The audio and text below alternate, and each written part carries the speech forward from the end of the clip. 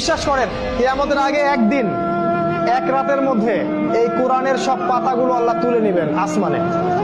হাদিসে এসেছে কোরআনের শুধু পৃষ্ঠাগুলো থাকবে, কালি থাকবে না। এটা শেষ জামানায় হবে সামনে।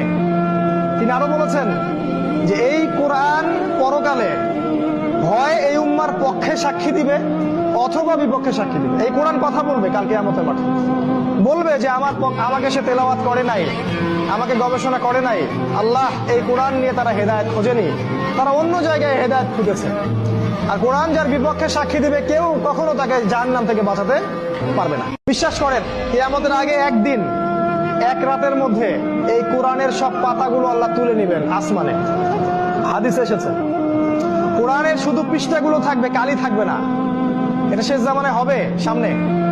তিনি আরো বলেছেন যে এই কোরআন পরকালে হয় এই উম্মার পক্ষে সাক্ষী দিবে অথবা বিপক্ষে সাক্ষী দিবে। এই কোরআন কথা বলবে কাল কিয়ামতের মাঠে, বলবে যে আমাকে সে তেলাওয়াত করে নাই, আমাকে গবেষণা করে নাই।